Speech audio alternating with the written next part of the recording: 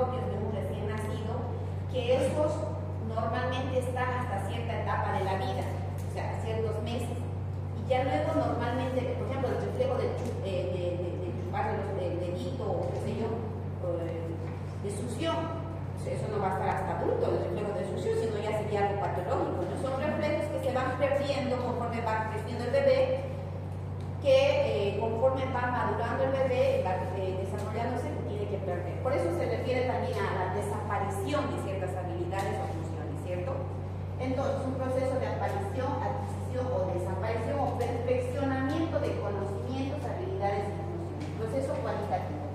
Y maduración es el máximo nivel de crecimiento y desarrollo alcanzado a un momento dado. Desarrollo progresivo hasta alcanzar el estado óptimo, o sea, una combinación de está maduro.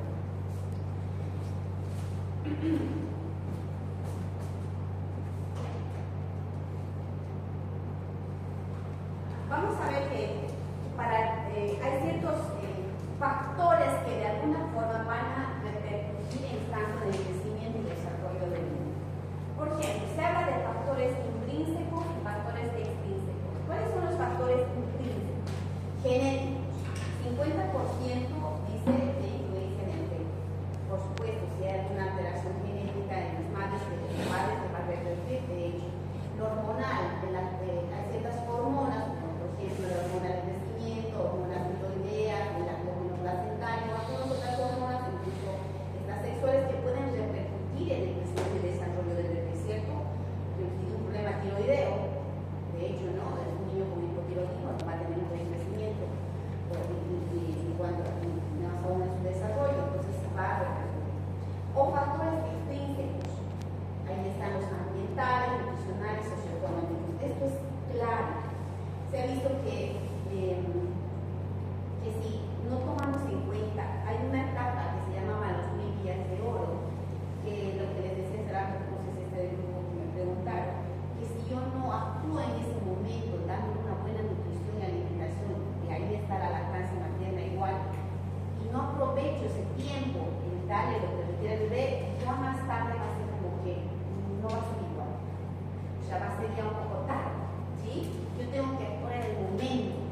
Se sabe que el bebé tiene un crecimiento acelerado los primeros 2 años, por ejemplo, y es cuanto más su desarrollo neurológico alcanza un 80% del desarrollo neurológico.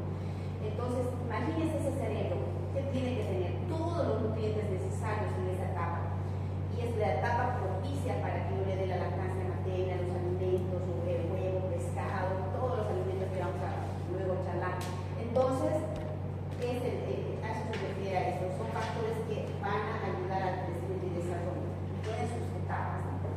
Factores ambientales, por supuesto, que si la mamá o el bebé está viviendo en un factor donde haya actividades, no haya buenas condiciones socioeconómicas, no haya baños, no tengan agua, no haya recojo de basura, o qué sé yo, todo parte se refiere en cuanto a la salud del bebé. La educación materna, el número de hijos, servicios sanitarios, también, ¿sí? Ahora, hay ciertas hormonas que de alguna forma tienen su etapa de actuación, por así decirlo. Por ejemplo, la etapa de desarrollo fetal, que es esta hormona la somatotropina coriónica, es la que como que tiene su realce en esta etapa, ¿sí? En cuanto al crecimiento y desarrollo. Y ya en la hormona del crecimiento ya entra en juego la etapa postnatal, ¿cierto?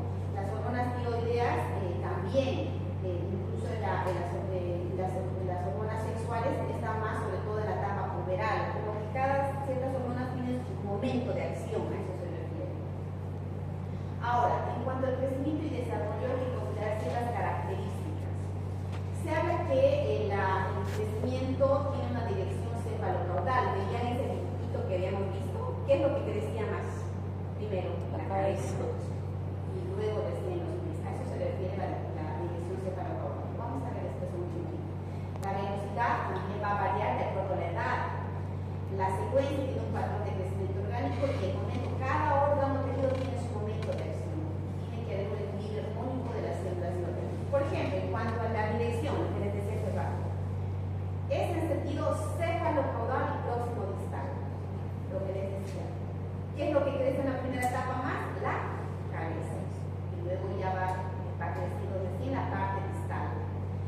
también en cuanto a su desarrollo, el desarrollo es más próximo distal. ¿Qué significa? Que lo primero que mueven los bebés es la parte proximal, los hombros, ¿no? Los bracitos, y al final recién son los deditos. Cuando veamos el desarrollo psicomotor de un bebé, vamos a ver que la parte final es agarrar pinzas, poder agarrar las manitos. Al principio no pueden, agarran así, están con sus puñitos nomás, se mueven y todo, pero ya cuando ya van creciendo y van adquiriendo habilidades recientes que van agarrando con las manitos, ¿cierto? A eso se refiere característica en cuanto a cefalocaudal, en cuanto al crecimiento y el desarrollo próximo distal. La velocidad. Vamos a ver acá que hay diferentes etapas de la vida, pero hay ciertas etapas donde existe mayor velocidad en cuanto al crecimiento.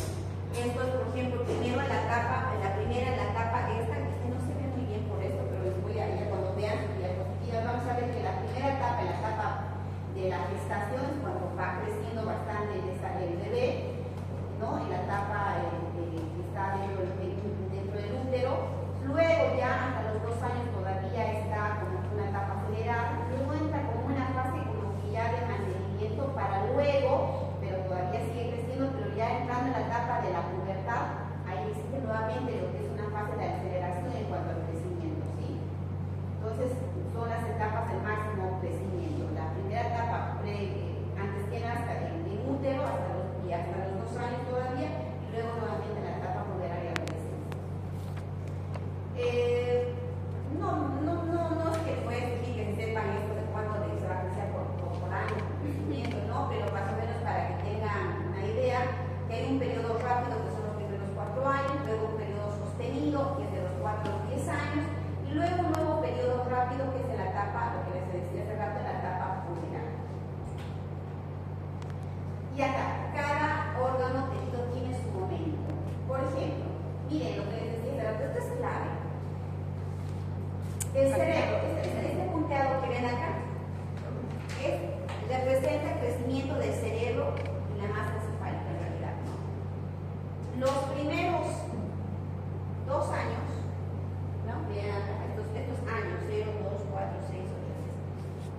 Y voy siguiendo acá, más o menos hasta los 2 años, ¿cuánto crece? Un 80%.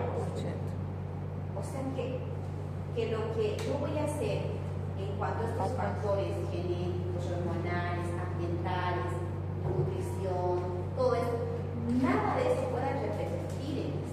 Si es que están en posibilidades de lograr que este niño tenga un buen crecimiento y desarrollo en esta etapa, va a ser fundamental, ¿sí? Ya luego el cerebro sigue creciendo, pero ya un 20% y luego ya se mantiene, ¿sí? Entonces, la etapa reproductiva, en una primera etapa, por ejemplo, no está como que está ahí en una etapa como que latente, o sea, sin gran actividad. Ya en la etapa de la pubertad y la adolescencia, que recién entra y luego está esta parte, la parte reproductiva. Y ahí en los púberes, adolescentes, nosotros como pediatras tenemos que estar atentos a estos cambios hormonales para hacer el seguimiento. Tenemos que lograr un equilibrio en cuanto al crecimiento y desarrollo, ¿no? Para poder hacer que esto sea algo armónico en cuanto a su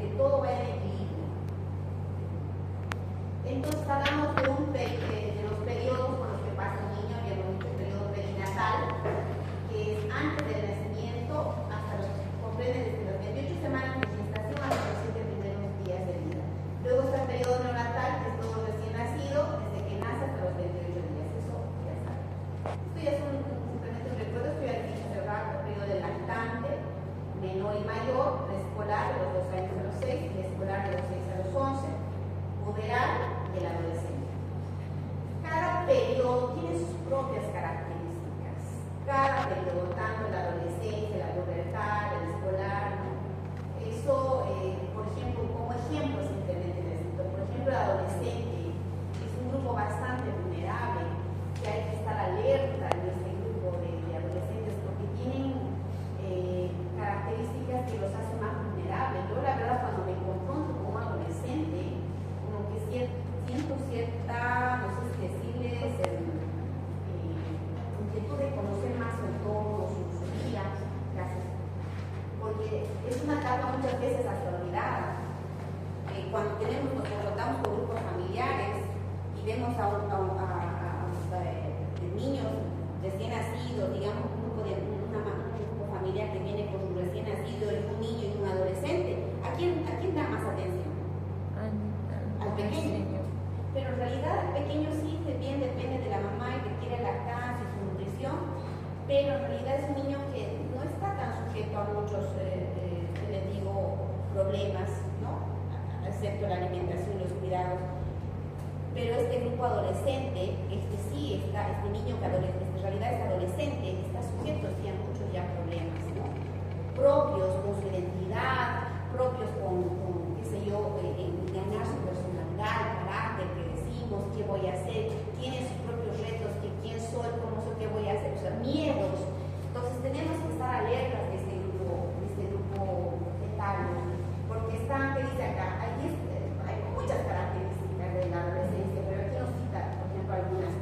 Búsqueda de sí mismo, de la identidad, tendencia a grupar, suelen hacer grupos, porque a veces no son aceptados en su familia o son como que abandonados en su misma familia, ¿no? Entonces ellos tienden a hacer grupos. Necesidad de intelectualizar y fantasear, crisis religiosa, pueden volverse ateos o tener ciertas religiones, desubicación temporal, el pensamiento adquiere características del pensamiento primario, evolución sexual, ¿no? Ya están experimentando cambios, tendencias antisociales, contradicciones sucesivas en sus conductas, separación progresiva de los padres, constantes fluctuaciones del humor. Entonces, es un grupo que sí o sí tenemos que estar alerta, ¿ya? Ahora, acá, crecimiento, esto simplemente este cuadro nos refleja ciertas medidas de un recién nacido, ¿no? Y cómo va cambiando conforme va creciendo el bebé. Por ejemplo, la circunferencia de un recién nacido. ¿Cuánto normalmente es 35? 35 más menos 2, por si acaso. Cuando yo le mido la cabecita a un recién nacido, ¿cuánto mide? 35 más menos 2. El peso. Normalmente un bebé nace con 3.500 gramos, pero ¿entre cuánto oscila? Entre 2.500 a 4. Ese es el término medio, digamos, ¿no? En 3 líneas, aunque no resulta ser el término medio, pero que es el término usual por el cual nace un bebé. Pero de 2.500 a 4 yo puedo esperar que un bebé sea considerado como un peso adecuado. Nacimiento, normalmente nacen con 50 centímetros, ¿ok? Más o menos 2 centímetros, ¿qué significa? Que pueden tener 48, 49 o 50, 51, 52, ¿no? Esos son los tamaños normales de un bebé. Ahora, esto conforme va pasando el tiempo, pues seguro va a ir también ganando mayor tamaño y mayor peso. A los 4 meses, solamente 41, a los 2 meses 47 y ya luego a un adulto a los 57 centímetros. El peso a los 5 o 6 meses normalmente duplica y a los 12 meses triplica, ya, eso se van a cortar. En cuanto al tamaño, normalmente hasta el año gana 25 centímetros más o 75 centímetros, a los 4 años con 100 centímetros. Bueno, esto lo vamos a ver con mayor detalle y hacer ciertos cálculos cuando lleguemos al tema de antropometría, ¿ya? Ahora, en cuanto al perímetro cefálico, ya tomando en cuenta ciertas áreas. El perímetro cefálico habíamos dicho que es más o menos 35. Acuérdense, siempre pregunto esto, ¿cuándo mide la cabecita? Porque esto es clave.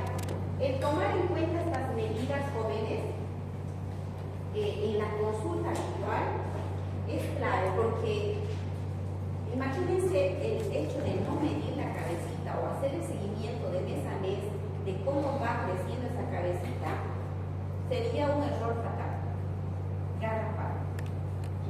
En solo hacer una medida, yo puedo hacer un diagnóstico de una macrocefalia o una microcefalia y hacer la derivación oportuna a un neurólogo o qué sé yo, hacer un examen imagenológico y detectar alguna alteración, una macrocefalia, una microcefalia o un tumor, ¿cierto?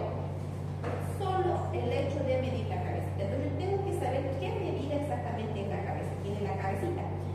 De recién nacidos 35, ya a los primeros 3 meses aumenta 2 centímetros por mes, entre los 3 a 6 meses 1 centímetro por mes. Pero para esto, y para no evitarme acordarme de cuánto por mes y todo, ahora ya tenemos tablas antropométricas en los carnets de salud infantil. No sé si lo conocen, el carnet de salud infantil del Ministerio de Salud. Si lo conocen, ustedes van a ver que es un cuadernito donde hay gráficos, donde yo voy a ir viendo, graficando la cabecita de la medida de la cabeza de bebé de mi paciente, y voy a ir viendo que vaya de acuerdo a su edad en una curva que tiene que ir dentro de un carril normal, que lo van a saber manejar cuando veamos cálculos antropométricos, ¿ya?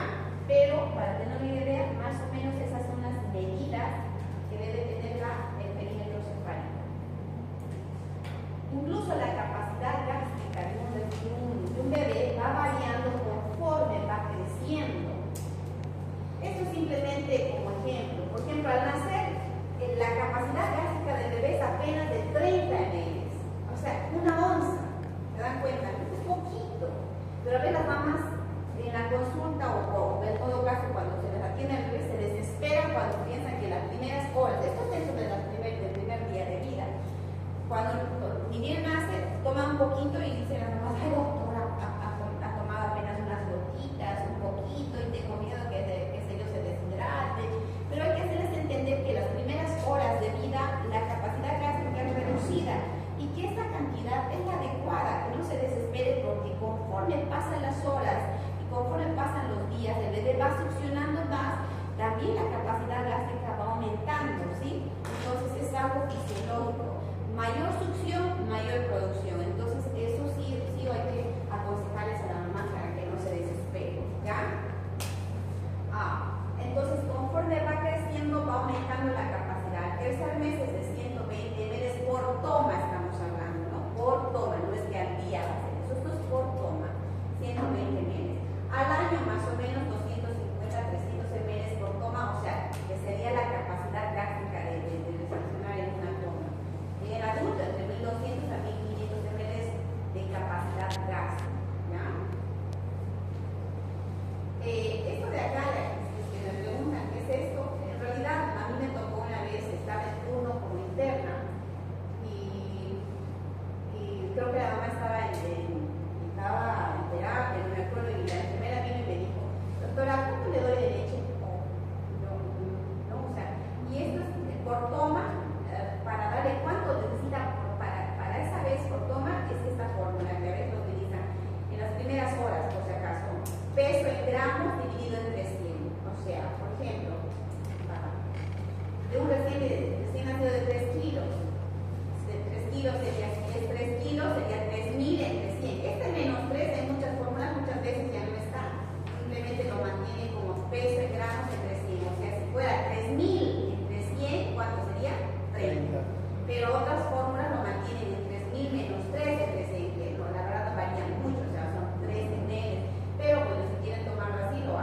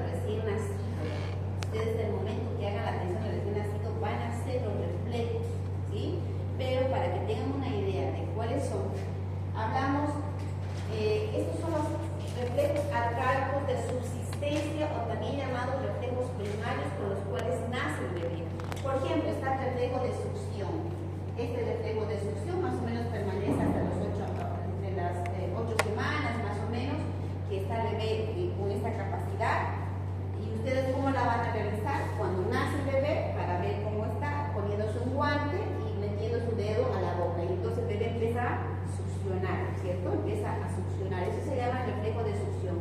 Y el de búsqueda es cuando ustedes con el dedo colocan, estimulan el cachetito del bebé, y él lo que hace el bebé es direccionar la boquita al lado donde están estimulando.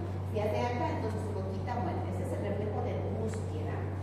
Luego está el reflejo de moro.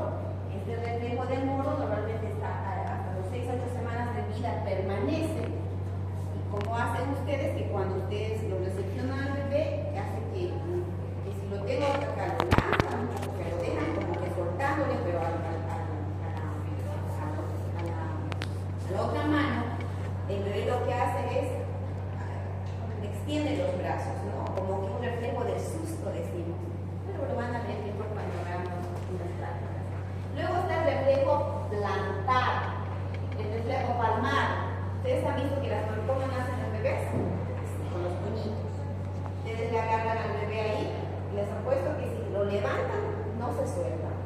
Entonces agarra ese reflejo palmar. Y el de plantar, comprime la parte plantar, ¿no? Del bebé, y el bebé empieza a hacer eso.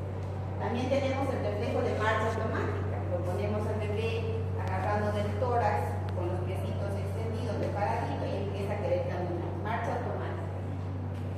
Y el de Babin, ¿no? En realidad son reflejos con los cuales nace el bebé, pero que hasta ciertas etapas deben permanecer, porque pasado estas etapas ya resultan ser patológicos, ¿sí? Ya resultan ser patológicos. Bueno, bien. También es importante considerar ciertas características que el bebé tiene en cuanto a su desarrollo de la audición, tacto, visión, olfato y gusto. ¿Qué decimos? La audición. El bebé percibe los sonidos ya a las 24 semanas de la edad gestacional. Por eso incluso ahora hablan acerca de la musicoterapia, les hacen escuchar a los bebés música para darles tranquilidad, la mamá les habla, ¿no? Y el tacto, la sensibilidad plenamente desarrollada al nacer. La visión inicia al nacer y aumenta a gran velocidad, el tamaño frontal ya llega como de un adulto más o menos a los 3 años. El olfato, a las 2 semanas del niño, distingue ya el olor de la madre. Imagínense, esto es grave, incluso desde recién nacido. Cuando nace un bebé y nace el bebé, lo que hacemos es ponerle contacto piel con piel. Y gracias al desarrollo, al sentido del olfato y del tacto, porque cuando nace lo que hacemos es que no le sacamos las manitos a los bebés, porque para que parezcan estén húmedas y les ayude a arrastrarse a través del abdomen de la mamá. Y lo que hacemos es ponerle al abdomen, y el bebé lo que hace es sentir a través de su olfato el olor que se produce alrededor de la glándula mamaria, a través de unas glándulas que tenemos ahí que producen una secreción, y también la leche. Y entonces ese olor hace que el bebé sienta y pueda arrastrarse en el abdomen de la mamá hasta la mama, ¿no? Eso se produce en lo que se llama el apego precoz. Eso lo vamos a ver en un video cuando vean con atención. Qué interesante es lo que el bebé se va arrastrando a través del abdomen hasta llegar a la mama del bebé. El gusto, al anunciar poco diferenciado, yo entre los 2, 3, hasta los 12 meses, pero ya distingue todos los sabores en realidad. Esto es lo que les decía hace rato en cuanto al desarrollo del niño, cómo de inicio está en una etapa